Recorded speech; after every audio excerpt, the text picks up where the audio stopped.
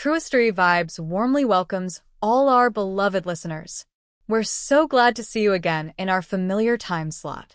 Today, Truistery Vibes brings you a brand new story, one that we hope will touch your heart and stay with you. As you listen, feel free to leave a comment sharing the quote or moment that left the deepest impression on you. Wishing you a wonderful and meaningful listening experience. Rory Carter stepped off the light rail and into the cool glow of Austin's evening skyline, heart pounding with a mixture of excitement and nerves. She'd spent the last few years buried in textbooks and lecture halls, first a bachelor's in English literature, then a master's in cultural studies, never daring to believe someone like Mason Hayes could exist.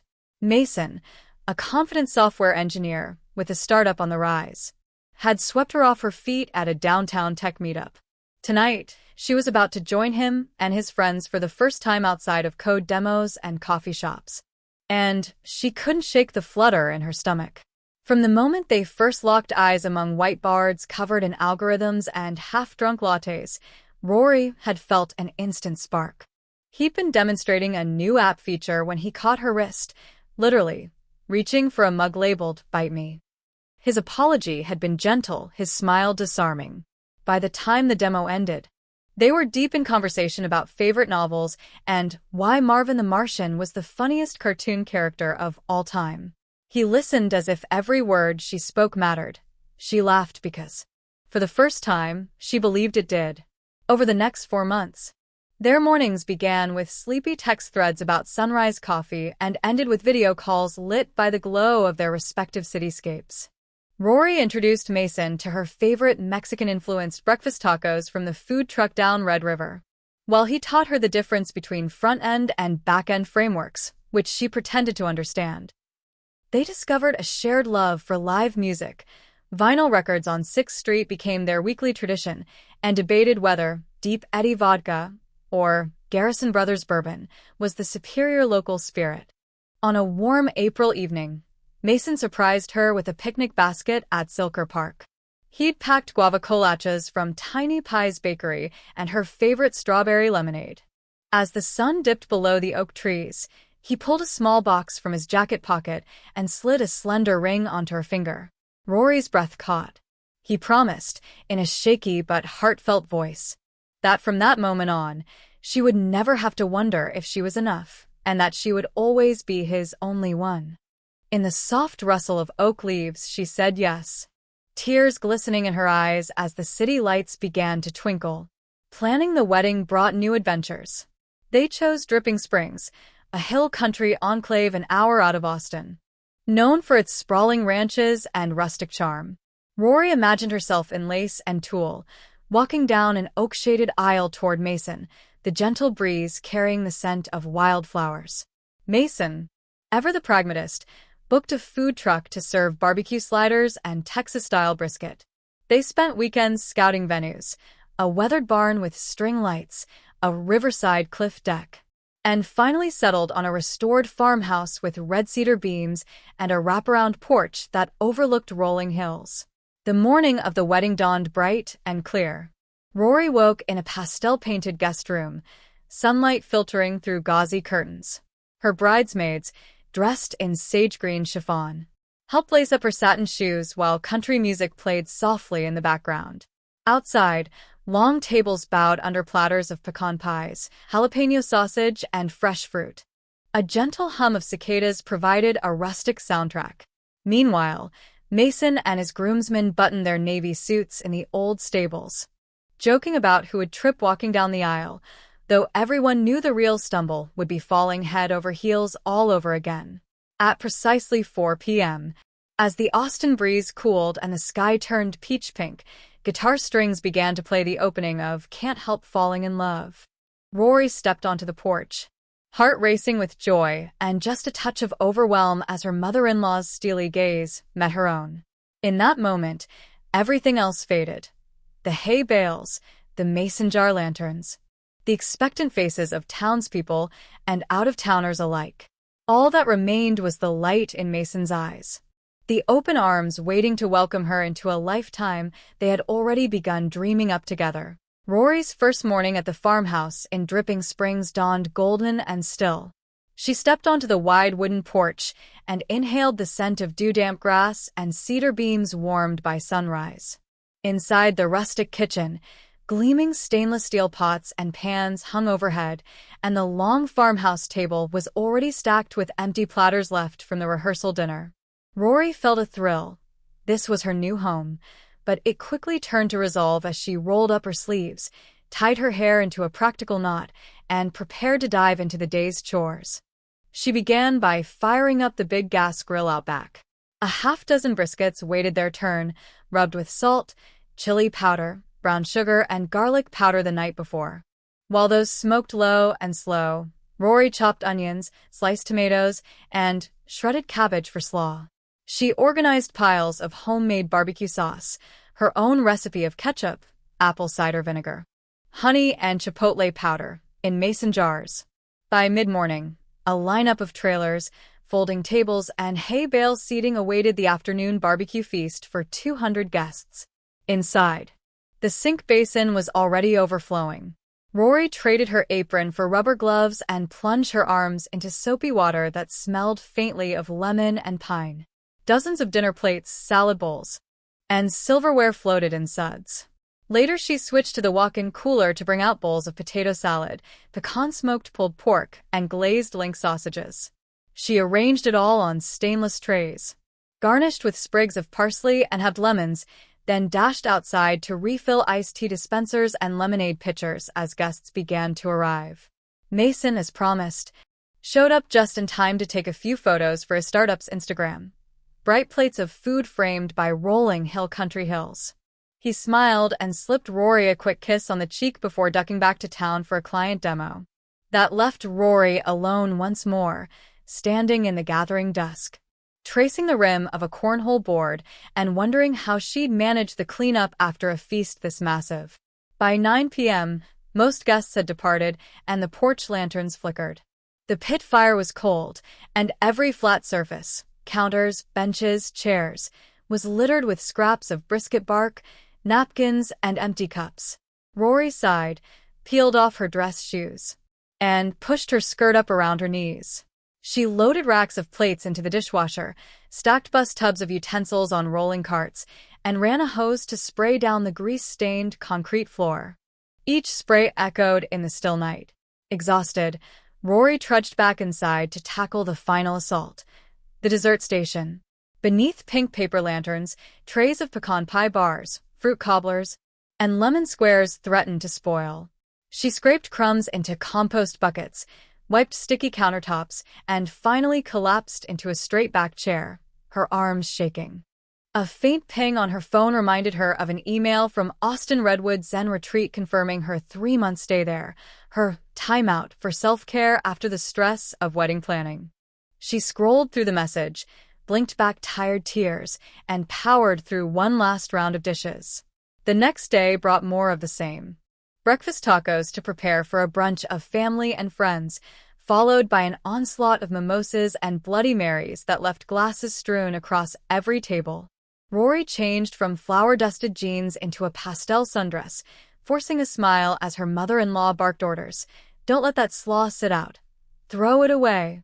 And her father-in-law somehow turned up with a cigarette in one hand and a beer in the other, making unwelcome comments about long, shapely legs. Rory bit her lip and nodded politely. But her pulse pounded with frustration and exhaustion. By mid-afternoon, she developed an angry rash on her forearms. The rubber gloves weren't enough to block her sensitivity to the industrial dish soap. Her hands reddened and stung. She attempted a cutting board switch to baking soda and vinegar, but the pile of dishes only grew larger. Mason called just after sunset to check in. His voice crackled with static as he apologized for missing the Sunday dinner and promised to make it up next weekend. Rory closed her eyes, pinched the bridge of her nose, and forced a quiet. Of course, because she knew his calendar was gridlocked. Late that night, with only the chirp of crickets for company, Rory sank onto the porch swing, knees pulled to her chest. The responsibilities of married life in rural Texas had hit her like a freight train, the never-ending cooking, cleaning, and in-law politics. combined with her own longing to return to Austin's cafes and co-working spaces. She wrapped her arms around herself, imagining the Zen retreats, silent gardens, and guided meditations, anything to soothe the knot in her chest. Across town, Mason sat alone in Mason's headquarters, his once vibrant startup office, looking at a photo of Rory in her wedding dress. He rubbed his temples, aware that missing brunch and dinner was easy. Missing the point of why they'd tied the knot was far harder. Back on the porch, Rory tilted her head to the sky. Tomorrow would bring sunrise over the oak trees, and she would rise, dust herself off, and cook again, because she was committed to making this marriage work, no matter how tough life, hands-on in Dripping Springs, might become. Rory woke before dawn, the Texas sky still painted in indigo, as she pushed aside the quilt and swung her legs onto the floorboards. A dull ache swirled in her stomach, an unwelcome souvenir from the previous evening's barbecue and bourbon tasting. She stumbled to the bathroom, where the faint hum of cicadas drifted through the cracked window. With a queasy sigh, she flicked on the light and fumbled for the small white box tucked behind the toothpaste. The positive line appeared faster than she expected, and her heart skipped. 2 pink lines, pregnant. Rory pressed a trembling palm against the cool porcelain sink. A rush of warmth chased the nausea away, replaced by a gentle flutter in her chest. She pictured Mason's smile at Zilker Park, the ring on her finger, and the promise he'd whispered. "You'll never have to wonder if you're enough." Suddenly, she was enough, more than she ever dreamed. Sunlight poured through the bathroom window as Rory read the test instructions again, half expecting a miracle. She dressed carefully in a flowing sundress, smoothing her hair into loose curls. Below the farmhouse porch, the wind stirred the wildflowers, and she thought of the tiny life growing inside her. For a moment, tears blurred her vision. Tears of gratitude, hope, and pure exhilaration. Downstairs, the farmhouse kitchen still bore traces of yesterday's feast. A sticky smear of barbecue sauce on the counter, a stack of mason jars filled with leftover slaw. Rory inhaled deeply, savoring the smell of fresh coffee. She poured herself a mug and cradled it between both hands, watching the dawn light dance across the oak-planked floor. Today, everything felt different. Mason called just as she set the mug down. His face filled the screen, backlit by the Manhattan skyline. He looked tired, eyes slightly bloodshot under the glow of a late-night work session. "Hey, love. How's my favorite country bride?" Rory's smile stuck in her throat. Her hand trembled as she lifted the phone. "Morning, Mason. I have news." News? His brow furrowed, and the city lights flickered behind him. Early on a Tuesday? She closed her eyes, gathering courage. "I'm pregnant." For a heartbeat, Mason stared silently. The only sound was the faint drone of traffic far below his window. Rory's breath caught, heart pounding in her ears. "Mason." Her voice cracked. He ran a hand through his hair, glancing down at paperwork on his desk. "Whoa. Whoa." The word hit harder than any slap. Rory's chest tightened. "Mason, this is good news." It's not exactly what we planned, Rory." His tone was careful, distant. "You know how critical this alpha release is.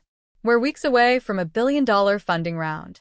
If I pull off this trip to Berlin next month, we'll secure the Series B.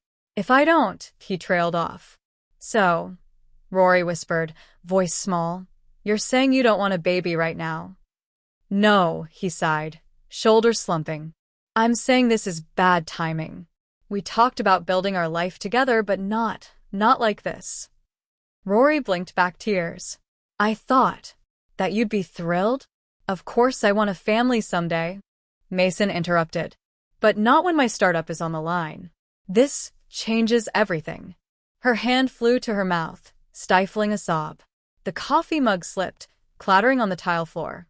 She sank to the edge of the counter. "Mason, please don't do this." He rubbed his forehead, eyes closing against the overhead bulbs. "Rory, listen." "I am listening."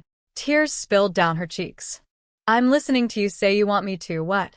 End this." A long pause, then. I'm saying you need to make a choice. A baby or the career. His words were almost clinical. I can't afford distractions right now. Her world tilted. The morning sun became harsh, mocking. Rory pressed her fist against her mouth to stop her teeth from chattering. You're asking me to decide between our marriage and your business? It's just biology, he replied flatly. We can revisit this in a year or two. Rory's throat tightened so violently she could barely breathe. She staggered back, palms against the wall, trying to hold herself upright. After all I've done, cooking, cleaning, marrying you, I'm supposed to surrender my child because your investors have aggressive timelines? Mason's jaw clenched. I'm not judging you, but I can't drop everything. This is the moment. A searing pain stabbed her heart. The only one who'd promised her forever was asking her to discard a piece of herself. Rory backed up until her dress brushed against the screen. Her vision blurred. I'm done, she managed, voice low and trembling. I can't be with someone who sees me as an inconvenience. He looked stricken for a moment, then reopened his mouth to apologize, only for Rory to tap and call. The line went dead. A single dial tone echoed. Rory's hand shook as she set the phone down. She staggered to the window and stared at the horizon. The oak trees swayed gently, oblivious to her heartbreak. The wind carried the scent of barbecue and wildflowers, tangy, sweet, life itself. Gently, she pressed a hand to her belly, where the life inside her fluttered like a moth's wings. Tears fell freely as the reality set in. Mason had chosen his career over their unborn child. In that quiet farmhouse kitchen, Rory felt both small and fiercely alive. She knelt on the tile, cradling her stomach and sobbing for the shattered promise of only one. For the vision of their perfect family, and for the unexpected dawn of motherhood, she now faced alone. Outside, the Texas morning brightened. Rory rose unsteadily and slipped on her boots. She would not call Mason back. She would not disappear. She was going to build a life worthy of the little heartbeat she now carried, no matter how broken her own heart might feel. Rory's flight from Austin touched down at JFK just before noon. She stepped into a humid breeze tinged with car exhaust and salt from nearby bays, her duffel bag slung heavy over one shoulder. She'd booked a week in a small midtown Airbnb, ostensibly to support Mason at a critical product launch for his startup. But really, she was following a whisper of doubt that had spiraled into full-blown suspicion. Her Uber wound through the grid of Manhattan's avenues, yellow cabs honking, cyclists weaving between lanes, bright billboards flickering. Rory's heart thudded with equal parts anticipation and dread. She replayed Mason's words from weeks ago, how he'd promised her a promotion at his company and a luxury apartment overlooking the East River. He'd invited her to join him in New York for a fresh start. She wanted to believe in that promise. She needed to. By mid-afternoon, Rory stood before a brick townhouse in the East Village. The building was unassuming, black iron railings, ivy creeping up one side. She checked the address, 42 Stuyvesant Street. This was the place Mason had sublet for Willow Steele, the influencer he'd messaged about collaborating on a lifestyle vlog. Willow's Instagram feed boasted perfectly curated photos of loft interiors, artisanal coffee, and autumn street scenes. Rory had watched the stories of Willow's New York life, enough to feel a pang of betrayal every time a bright filter made Willow's smile seem genuine. Rory inhaled deeply, then stepped up the stoop and rang the buzzer. No answer. She knocked on the door, her knuckles echoing on the metal. Hello? Mason? Her voice sounded small amid the cacophony of distant sirens and chatter from nearby cafes. After a moment, a tall woman with platinum blonde hair opened the door a crack. She was slim, wearing high-waisted jeans and a cropped, cashmere sweater that exposed her midriff. She looked at Rory with a faint, suspicious squint. Can I help you? The woman asked, voice cool and measured. Willow Steele? Rory tried to keep her tone light. I'm Aurora, Rory Carter. I'm Mason's wife. Willow's expression shifted instantly. She straightened, letting the door open wider. Rory.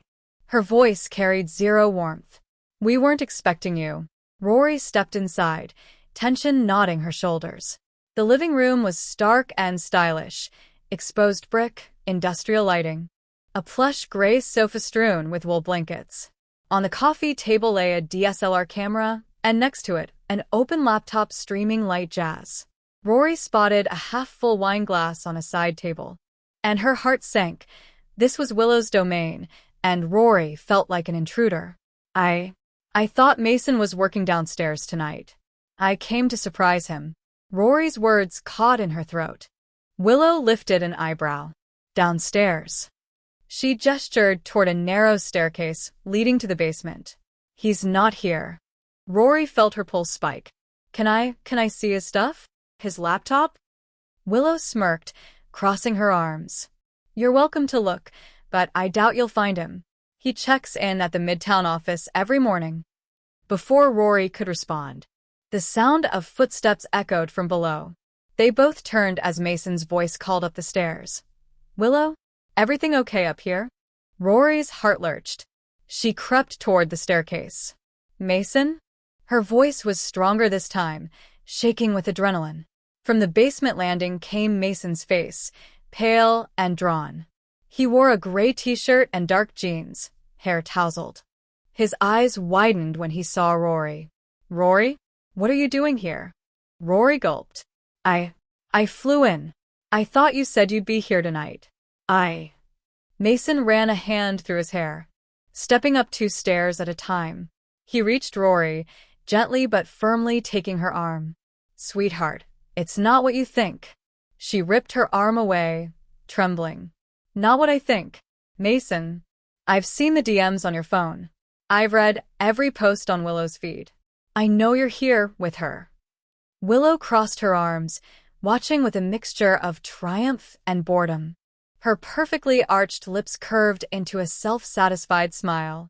Mason's gaze flicked to Willow, then back to Rory. Panic lit his eyes. "Rory, please, this isn't fair." "Fair?" Rory's voice broke, tears instantly forming. "You told me you were securing funding for my promotion at your firm. You told me we'd live together in Brooklyn. You promised me forever." Mason's jaw clenched. "I did promise, but things change. Willow and I are." "You're what?" Rory's breath caught at the unfairness of it all. "Colleagues? Partners? Best friends? Tell me, Mason." Her voice rose, echoing off the brick walls. Willow laughed, soft, mocking. "Maybe you should have just slid into my DMs if you wanted answers." Rory's vision blurred with rage and heartbreak. She backed up, ready to flee, but desperation stopped her. "How long, Mason?" He turned away, struggling for composure.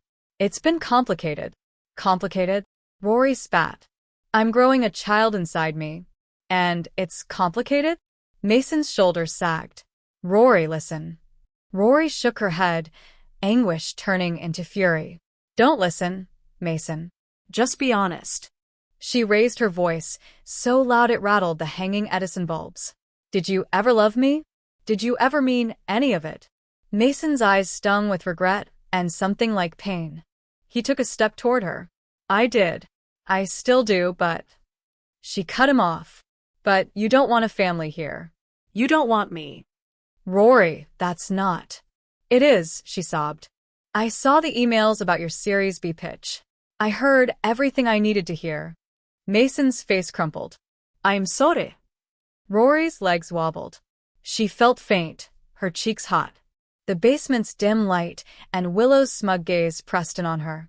She clutched her abdomen, a stabbing pain as if her heart were being ripped out. "Rory." Mason reached out, but she danced away.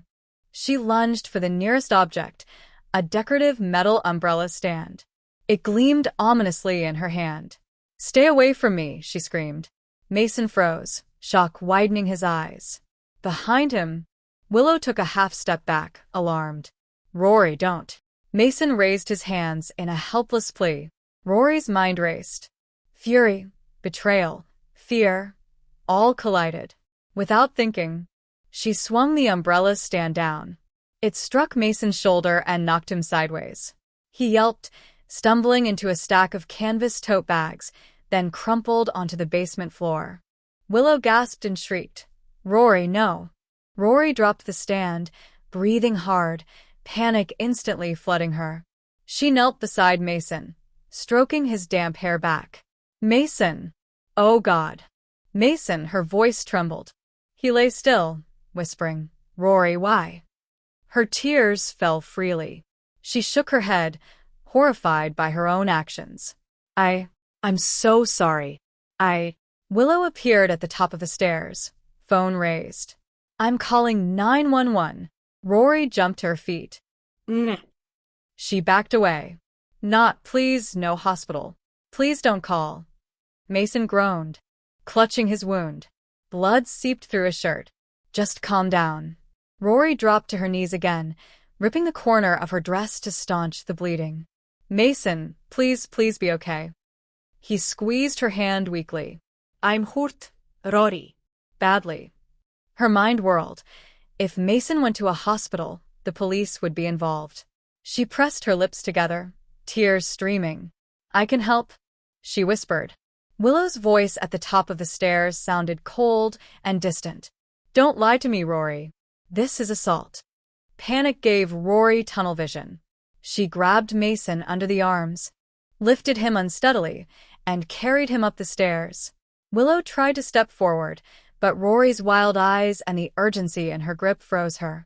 Patience unraveled as Rory maneuvered Mason through the living room, past the exposed brick walls and the designer sofa, out onto the street. Yellow cabs blared past, oblivious. People paused mid-walk, pulling phones out. Rory hailed a cab, dropping Mason heavily into the back seat. She climbed in beside him, frantically pressing towels to his wound. "Where to?" the driver asked, eyes in the rearview mirror widening. "Lenox Hill Hospital." Rory choked out, fumbling for her wallet. As the cab pulled away, Rory stared through the rain-spotted glass at the townhouse where her life had shattered. Willow stood on the stoop, arms crossed, watched them leave like a silent judge.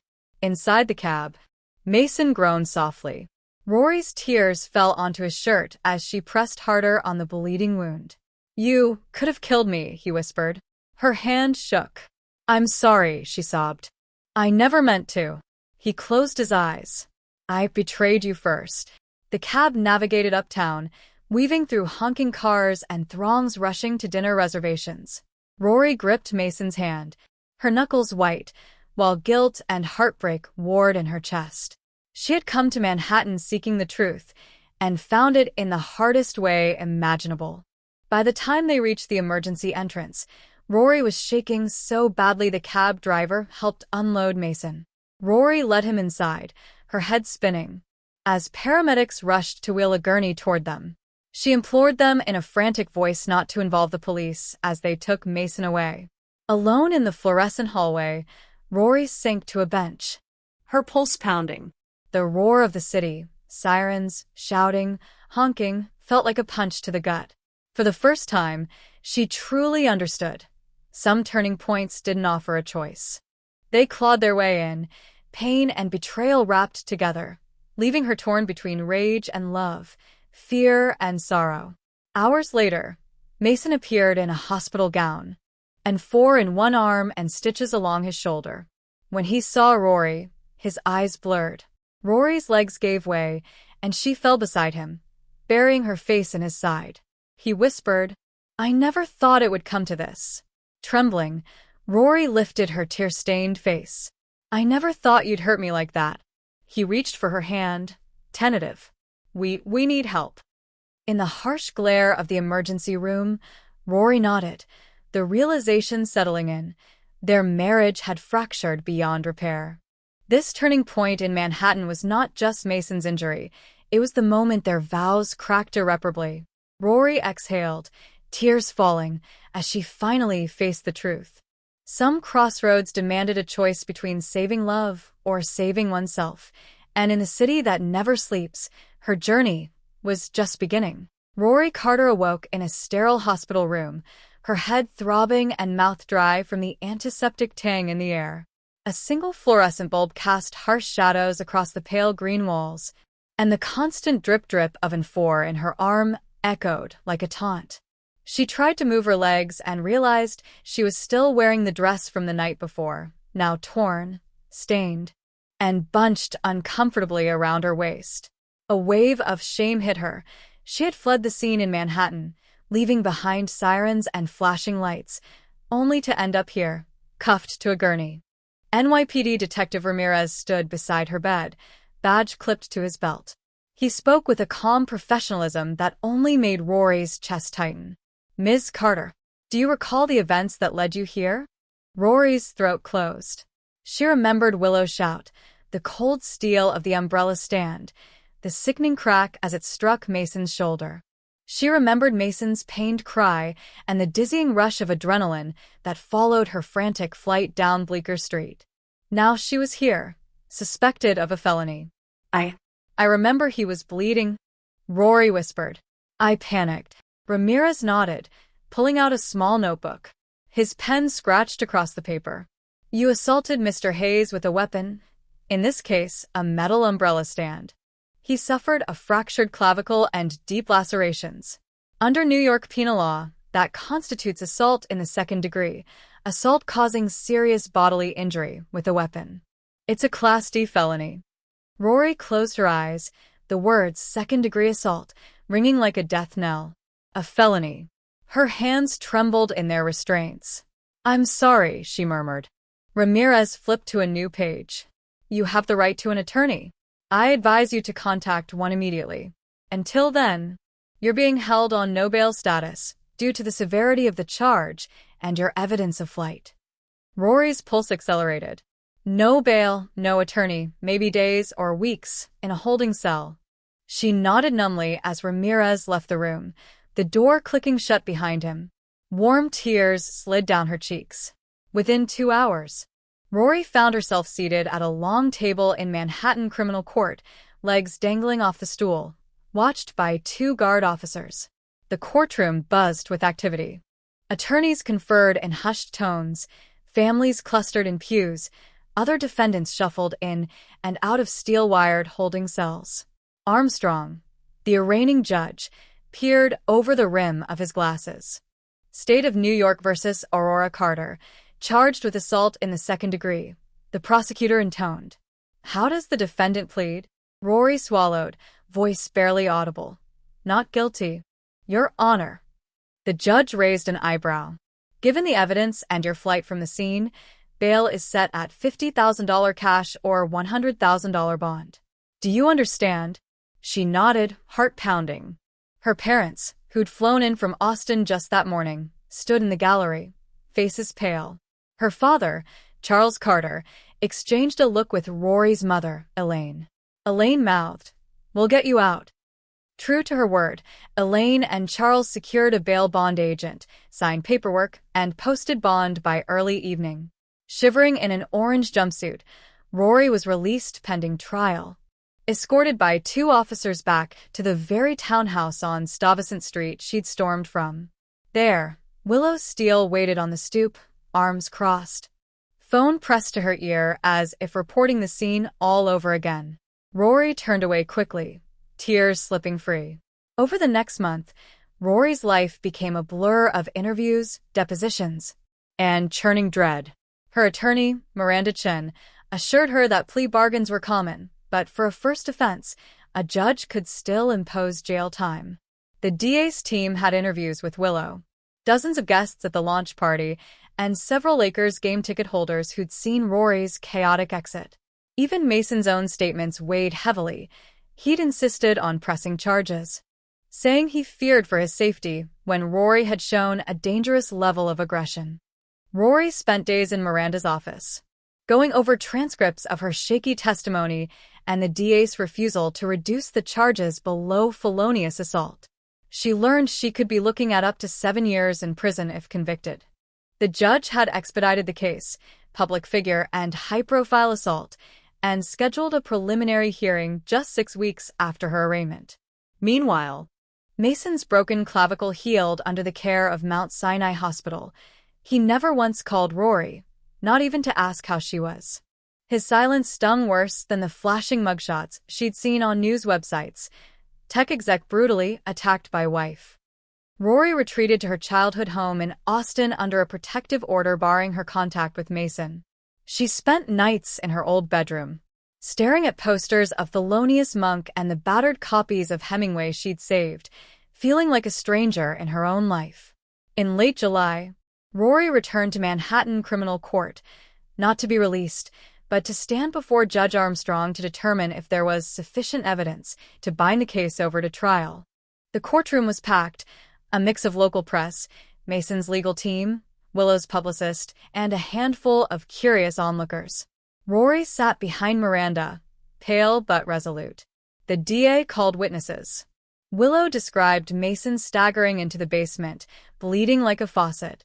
A neighbor, Marcus Alvarez, testified he heard a loud crash, a scream, and then a woman's voice shouting, "Stay away." The camera from the Airbnb had captured footage of Rory wielding the stand. Rory cringed every time the frame showed her wild eyes and the metal pole raised. When the DA arrested, Miranda rose for Rory's testimony. Her voice shook as she recalled the betrayal she discovered, the panic that overtook her. "I never meant to hurt him," she said, wiping tears. "I just didn't know what else to do." Judge Armstrong peered over his glasses. "Ms. Carter, do you understand the gravity of this charge?" Rory nodded. "Yes, Your Honor." After a short conference with counsel, the judge ruled there was ample probable cause to proceed to trial. The case was bound over, and trial set for November. In the weeks that followed, Miranda fought to reduce the charge to a misdemeanor, assault in the third degree, or reckless endangerment, through plea discussions with the DA's office. Under New York law, a conviction for assault in the third degree carried a maximum of 1 year in jail, but with proper mitigation, no prior record, character references, evidence of duress. Defendants often received probation instead of incarceration. Miranda arranged for Rory to meet with a court-appointed psychiatrist, Dr. Elena Patel, who documented the emotional trauma Rory endured upon discovering Mason's infidelity and the chemical imbalance triggered by her panic fetal reaction. Rory also obtained letters from her parents, from close friends who vouched for her character, and from her meditation teacher at Trinity Zen Retreat, where she'd spent 3 months volunteering after her indictment as part of a community service program. The DA, however, remained firm. This was a violent felony with a weapon. Mr. Hayes nearly lost mobility in his arm. "We need accountability." Still, facing the uncertainty of a jury trial and possible years in prison, Rory elected to accept a plea. On October 10th, she appeared before Judge Armstrong again, flanked by Miranda and the DA. The courtroom was silent as Judge Armstrong reviewed the pre-sentence report, Rory's lack of criminal history, evidence of provocation, and her voluntary service at a Zen retreat. He noted Mason's statement that while he wanted charges pressed, he opposed incarceration for Rory. Addressing Rory directly, the judge said, "This court finds that Ms. Carter's actions, while grievous, were fueled by extreme emotional distress caused by her spouse's betrayal." He paused, then delivered the sentence. Ms. Carter is hereby convicted of assault in the third degree, a Class A misdemeanor. The court imposes the following: 12 months of supervised probation, with mandatory anger management counseling. Community service, 200 hours, to include at least 50 hours with a domestic violence prevention program. A $2,500 fine and restitution to Mr. Hayes in the amount of $1,200, medical copays. The court strongly recommends 3 months of residential placement at a facility such as Trinity Zen Retreat to further address emotional regulation and mindfulness. Rory's eyes stung as the judge banged his gavel. Relief and shame warred in her chest. She had avoided jail, but the remedy felt bittersweet. Probation, fines, and forced reflection on her darkest moment. Stepping back into the bright October sunlight outside the courthouse, Rory felt the weight of her sentence pressing on her shoulders. A small throng of reporters called her name. She tucked her head, ignoring the flashes of cameras. Waiting in the crowd, her parents rushed forward. Her mother hugged her fiercely, whispering, "You're free, sweetheart." Her father pressed a check for the fines and restitution into her hand. Rory straightened, inhaled deeply, and nodded. She knew the next 12 months would test her resolve more than any hospital hallway or flight from Manhattan. She would attend probation meetings, submit to random drug screenings, and stand before her assigned community service coordinator at Safe Haven Shelter for survivors of domestic violence. Yet, amid the turmoil, a flicker of clarity emerged. The judge's recommendation, 3 months at Trinity Zen Retreat, felt like a lifeline. There, she could learn to meditate without fear, to face the uncertainty of life, and to rebuild herself from the ashes of betrayal. As the sun dipped behind the skyscrapers, Maggie, her probation officer, approached with a folder of paperwork. "Welcome back, Miss Carter. Your first counseling session is Monday." Rory took the documents, her hands steady now. "Thank you," she said, voice soft but determined. Walking away from the courthouse steps, she vowed that her darkest hours would not define the rest of her life. The tragedy had come with a harsh sentence, but also with the chance to learn, to heal, and to rise again. And in the silence of her new probationary world, Rory Carter would begin to transform her greatest heartbreak into a path toward genuine peace. The day Rory Carter left Trinity Zen Retreat in Central Texas felt like stepping out of winter into a new spring. The 3 months of silent meditation, guided breathing, and early dawn practice had coaxed her wrecked nerves back to calm. She'd arrived fragile, hands still scarred from the night in Manhattan, heart heavy with regret, and she left with a softer gaze. Steady even in uncertainty, ready to re-enter the world. Rory decided to relocate, far enough from the past but brimming with life. She chose New Orleans. Its vibrant streets, rich music, and fusion of cultures promised an alchemy of renewal she craved. She packed her few belongings into her aging Honda CR-V, photographs of moss-draped oaks, her well-worn meditation shawl, and the last wilted tulip from her farmhouse porch, and headed southeast on I-10. Arriving in the French Quarter felt like slipping into a living painting, pastel facades, wrought iron balconies, jazz flowing from every doorway. Rory breathed in the scent of sweet beignet mingled with magnolia blossoms.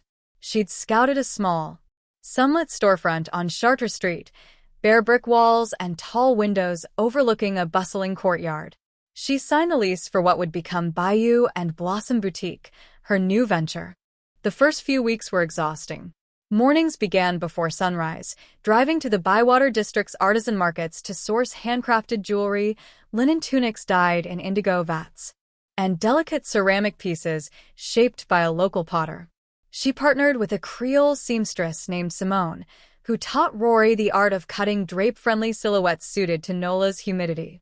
Together, they adapted Rory's designs into ready-to-wear collections, flowing dresses, hand-stitched jackets, and scarves printed with stylized Bayou flora. Afternoons at the store were a flurry of activity. Rory learned the register, wrestled with inventory software, and polished display tables until they glowed. She curated an aesthetic that blended Southern charm with modern minimalism. Rattan racks hung light cottons, a vintage gramophone nestled in a corner, and potted jasmine vines climbed reclaimed wood shelves. Passers-by peeked in, drawn by the soft patina of the space and the promise of something unique. Yet challenges came too. One sweltering June afternoon, the AC unit failed, turning the store into a steamy greenhouse. Customers wilted, and Rory scrambled to install fans borrowed from neighboring shops. Another time, a shipment of linens shrank in a heat wave, arriving too small for display. She spent an anxious week renegotiating with the mill in Savannah and personally re-ironing every wrinkle once the corrected batch arrived. Through it all, the community rallied around her. Simone brought iced tea. The potter dropped off pastries from her grandmother's bakery. A retired jazz trumpeter named Louis offered to host a small in-store performance series. Strangers complimented Rory's courage to start over, and each smile bolstered her resolve. In August, She launched Bayou Beginnings, a pop-up fundraiser for Safe Haven Shelter, where Rory had completed her court-mandated community service. She donated 15% of all sales to local programs supporting survivors of domestic violence. The event drew local press. The Times-Picayune ran a charming photo spread of Rory, Simone, and Louis beneath a jasmine-draped archway, celebrating resilience and hope. That fall, she enrolled in a weekend entrepreneurship workshop at Tulane University, soaking up lessons on marketing, small business accounting, and digital branding. She hired a tech-savvy neighbor, Azalea, to build an e-commerce site so customers beyond Louisiana could shop Bayou and Blossom. Together, they shot crisp product photography against mossy oak backdrops, captioned in playful, poetic copy about sun-kissed cotton and river-born hues. As Halloween approached, the boutique morphed into a candlelit apothecary of amber-scented soy candles, hand-dyed silk wraps in copper and burgundy, and skeleton print bandanas. She hosted a masquerade market night, with masked guests sipping absinthe cocktails and dancing to a live brass band. For the first time in months, Rory laughed without reservation, her earlier tears now seed-watered soil for new joy. Yet every so often, when the heat pressed against the windows or the brass notes lingered too long, memories of Manhattan and Mason flickered at the edge of her mind. She'd wake from vivid dreams of an umbrella stand, bright hotel lights, and the cold glare of Willow's smirk. Each time, she reopened her meditation journal, tracing breath patterns to ground herself back in the present. One crisp November morning, she received an invitation from a high-end boutique in Uptown, and offered to showcase Bayou and Blossom at their annual holiday trunk show. It was a coveted slot, guaranteeing exposure to fashion influencers and collectors willing to travel. Rory spent the next week refining her narrative. Each piece in her collection would tell a story of rebirth, hand-woven shawls echoing the resilience of river moss, jackets lined in vibrant hues mirroring freshly turned earth after a bayou flood. The trunk show was a triumph. As customers unfurled gauzy scarves and admired details like hand-stitched seams and brass toggles, Rory felt a rush of validation that went beyond sales numbers. Here in this new city, she was building something of her own, honest, soulful, and unafraid of imperfection. On the final day of the show, a petite woman in a tailored black blazer approached Rory's table. She introduced herself as Camille Dupré, a buyer for Southern Composure, a lifestyle magazine. Camille asked Rory to share her journey, from disillusionment in Manhattan to wholesale success in New Orleans. Rory's words came naturally, her voice steady as she spoke of heartbreak, forgiveness, and the strength found in starting over. A month later, Bayou and Blossom graced the pages of Southern Composure's winter issue. Nestled between editorials on Creole cooking and profiles of Mississippi Delta blues musicians, the feature noted Rory's commitment to ethical sourcing and community partnerships, calling her a beacon of resilience in the Crescent City. That same week, Jasper Reed, who had kept in touch since their chance coffee shop meeting, emailed her. He was moving to New Orleans to lead a tech initiative at a local nonprofit. Would she like to celebrate with dinner at Cochon? Rory smiled, recalling the way he'd listened when she spoke of her trials. She replied, "Absolutely. Let's toast to new beginnings." As winter set in, New Orleans glowed under strands of twinkling lights along Royal Street. The courtyard behind Bayou and Blossom hummed with the smell of hot cider and the soft strum of an acoustic guitar. Rory stood by a window, watching couples pass by bundled in colorful scarves. She reached for her meditation shawl, now neatly folded on a brass hook, and wrapped it around her shoulders. In that moment, her reflection in the glass showed a woman transformed, arms strong from months of folding fabric and hanging garments, eyes bright from laughter and late-night brainstorming, posture unbowed by life's harshest storms. The past still whispered, but its power had waned. She was ready for whatever came next, whether it was planning next season's collection, deepening her bond with Jasper, or simply savoring the next sunrise over the Mississippi. Rory Carter had come to New Orleans seeking a fresh start. She found not just a new city, but a new self, rooted firmly in her own worth, flowering at last from the soil of her own making. And as the bayou breeze drifted through the open window, she knew her journey of rebirth was only beginning.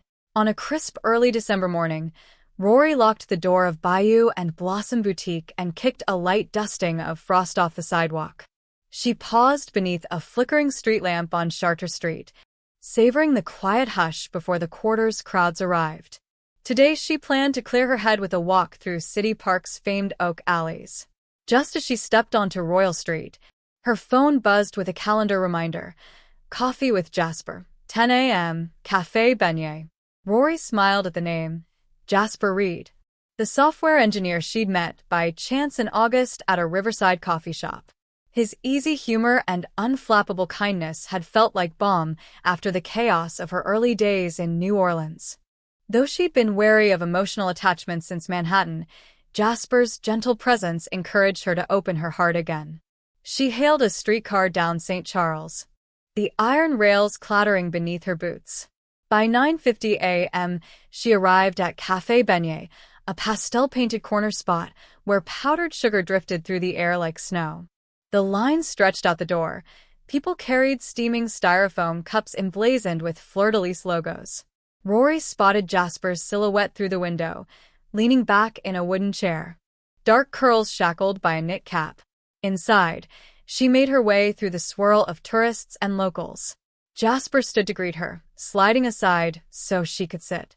He wore a charcoal peacoat and a burgundy scarf. His cheeks were flushed from the cold. "Rory," he said, offering a warm hug.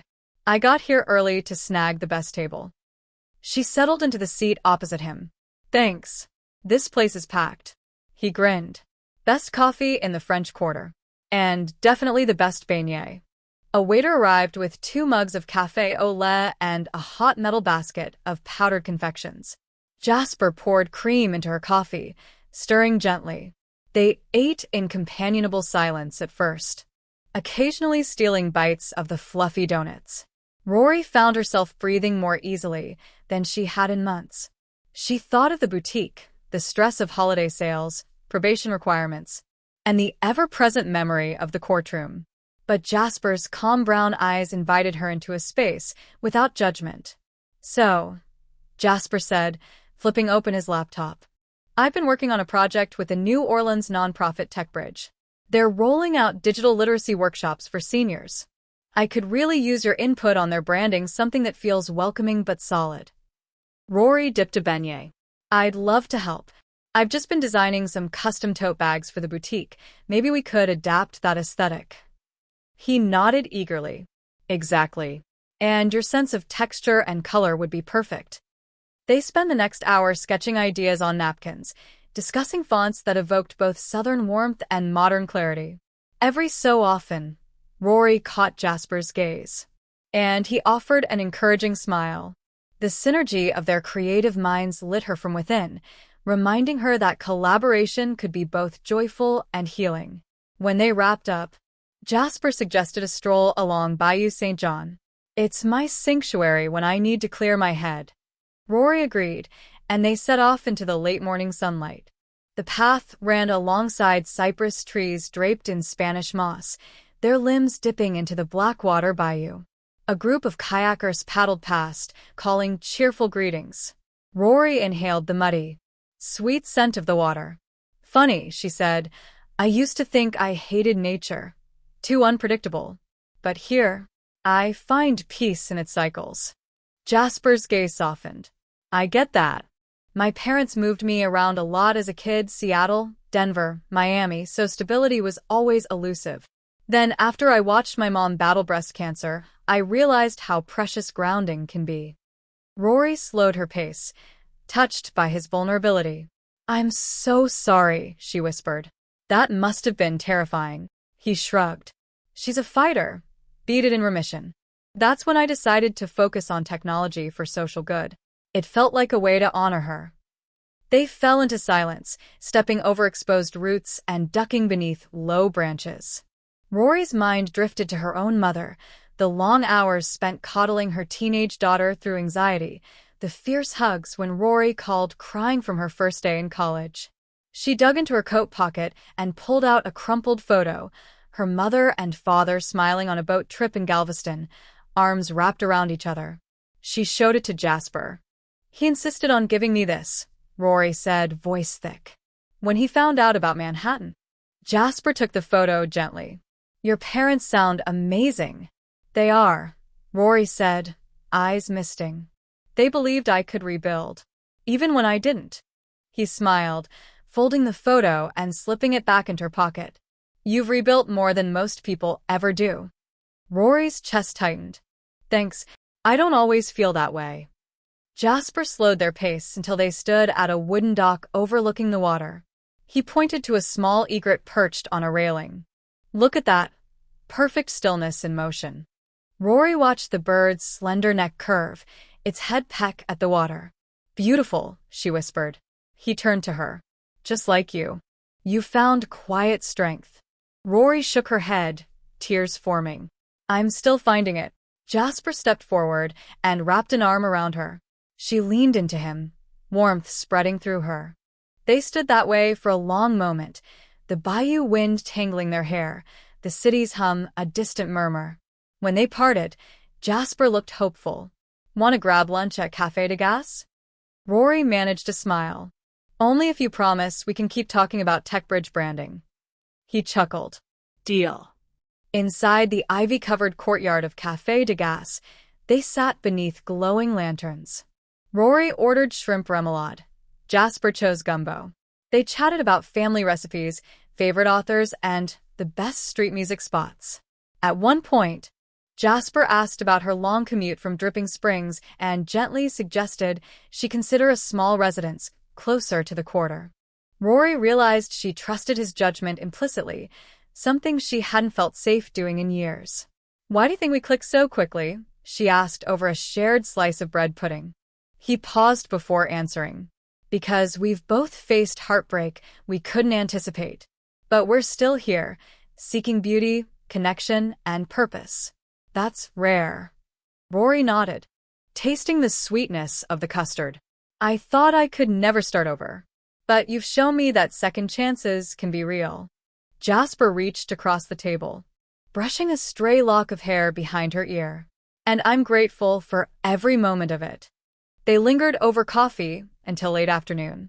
When they finally stepped out, the sun was slanting gold across the square. Jasper hailed a cab to escort her back to Bayou and Blossom. Inside the taxi's warmth, they sat close, the world outside blurred by rain-speckled windows. At her door, Rory hesitated. She looked at Jasper, his breath fogging the glass. "Thank you," she murmured, "for being here." His smile was soft. "Always." He unfolded a small sketch he'd drawn on a napkin, a simple logo combining a bayou cypress leaf and a blossom bud. Underneath, he'd written, "Bayou and Blossom, growth through adversity." Rory's eyes glistened. "It's perfect." Jasper pressed it into her hand. "Use it whenever you feel stuck." They stood on the threshold, the late afternoon shadows stretching long. Neither spoke. Then Jasper leaned in and gently kissed her forehead. Rory closed her eyes, savoring the warmth of his lips. It wasn't a confession of love, yet, but it was a promise of steadfast friendship and shared hope. As Jasper turned away, Rory called softly, "Jasper?" He paused, looking back. She smiled, a bittersweet curve. "I'll see you Tuesday. Series B review." He laughed softly. "Absolutely." Rory watched him disappear into the bustling street, clutching the sketch. She realized her life had taken on a new rhythm, one woven with creativity, compassion, and the quiet strength born of shared resilience. Inside Bayou and Blossom, she pinned the napkin logo above her workspace. The words glowed like a talisman. In that moment, Rory knew she was not alone.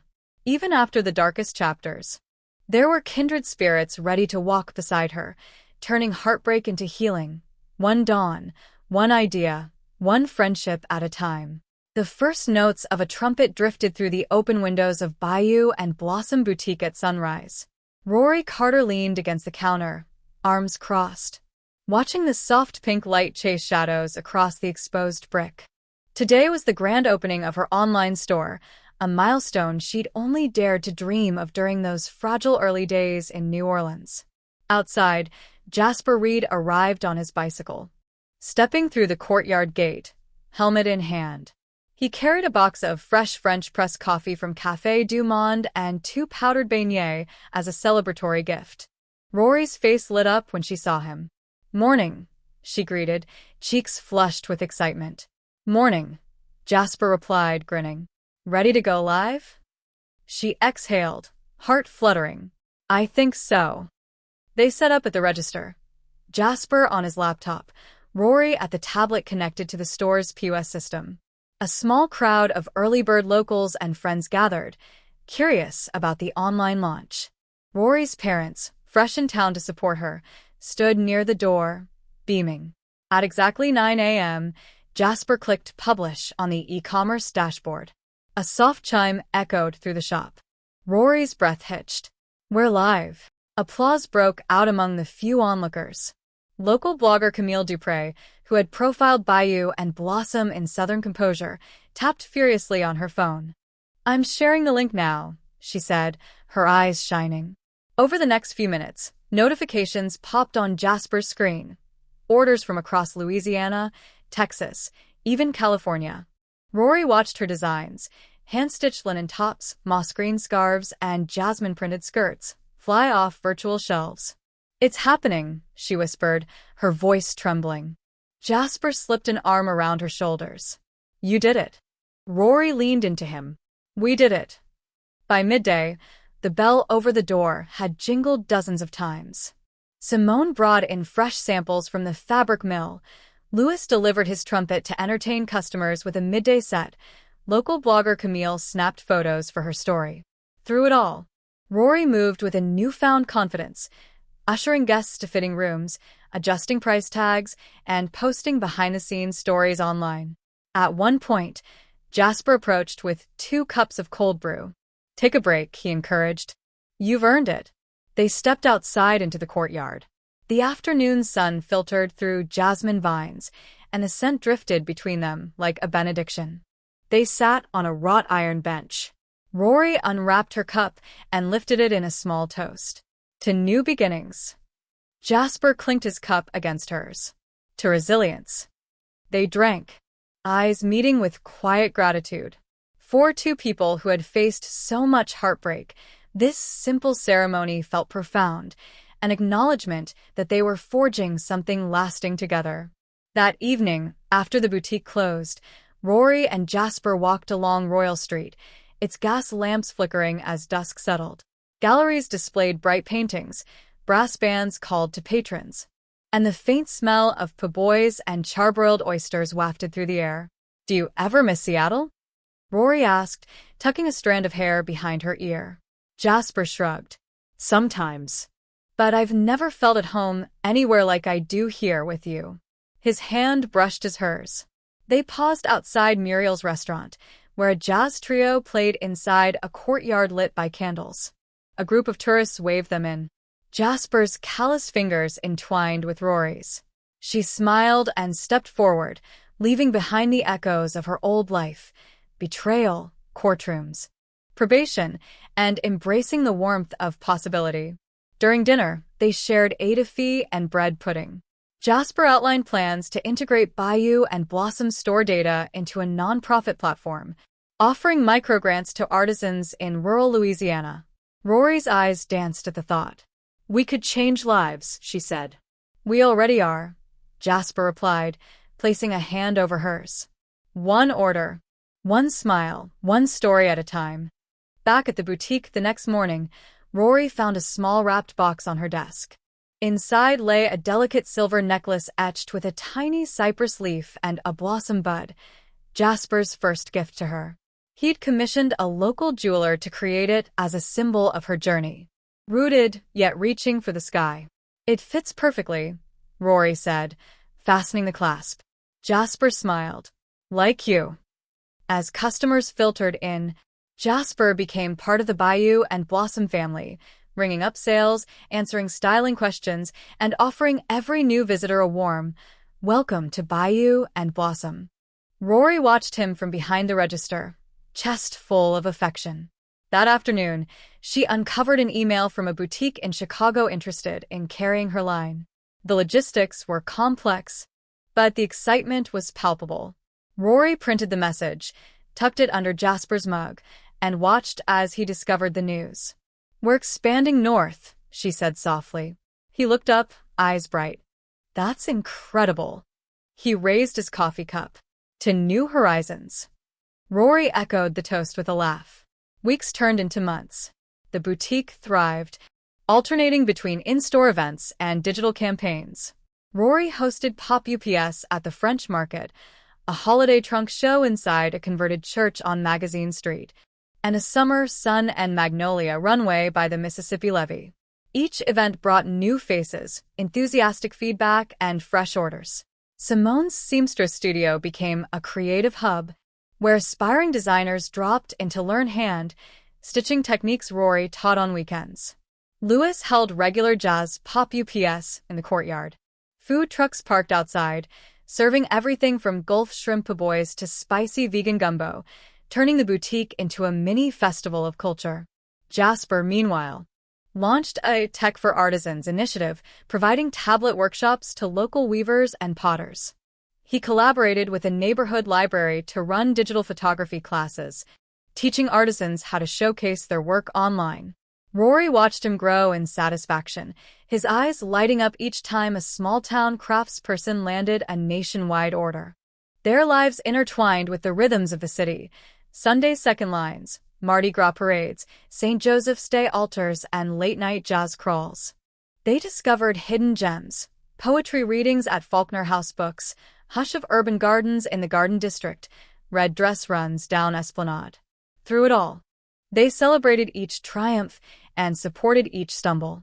One misty March morning, Rory proposed a quiet escape. "Let's go to City Park before the crowds arrive," she said. Jasper agreed. They packed coffee thermoses and fresh beignets and bicycled through the still-sleeping streets. At the park's Oak Trail, they dismounted and walked hand in hand. Sunlight streamed through branches, catching particles of fog like tiny stars. They found their favorite bench by an island pavilion and sat. "Remember our first walk here?" Rory asked, nestling close. "I was broken, and you offered me understanding." Jasper smiled, brushing a finger along her neckline. "You offered me friendship when I needed it most." They sat in companionable silence, listening to the wind stir moss overhead and the distant laughter of early joggers. Rory reached into her pocket and pulled out the napkin Jasper had sketched the original Bayou and Blossom logo upon. She smoothed its edges. "Look how far we've come." He took it, then took her hand. "And this is only the beginning." That evening back at the boutique, Rory closed the shop after a long day of packaging orders. She flicked off lights in the display windows one by one, leaving only a single spotlight on the nomadic cypress leaf necklace hanging behind the counter. Jasper appeared at the door. "Long day." "Worth it," she said, leaning against the counter. He stepped inside, closing the door behind him. Across the wooden floor, he offered his hand. "Dance with me?" Soft jazz began to play from the record player in the corner. Rory smiled, taking his hand. They swayed slowly among swatches of fabric and hanging garments. The boutique transformed into their own private stage. In that dance, there was no past, no Manhattan betrayal, no courtroom battles, only two souls intertwined by resilience, creativity, and an unwavering commitment to building beauty from brokenness. As the final notes faded, Jasper rested his forehead against hers. "What do you think is next for us?" Rory closed her eyes, breathing in his familiar scent of bourbon and cedarwood. "I'm not sure," she admitted, "but I know we'll face it together." He smiled and kissed her gently. Together. They stood amid the warm glow of lamplight and the scent of magnolia wood floors, in a city that had taught them both how to bloom anew. Outside, the French Quarter buzzed with life and possibility. Rory opened her eyes and looked out the front window at the lantern-lit courtyard. Her reflection smiled back, a woman transformed by trials, bound by hope, and ready to embrace whatever uncharted paths lay ahead. And as the Crescent City twilight deepened into night, Bayou and Blossom, like Rory's heart, remained a testament to second chances, quiet strength, and the promise that happiness, when nurtured by honesty and compassion, can flourish in the most unexpected places. And that brings us to the end of today's story on Truistery Vibes. Don't forget to leave a comment with a quote or moment that touched you the most. Your words give our team the motivation to keep creating more heartfelt stories. Thank you for listening, and we'll see you again soon.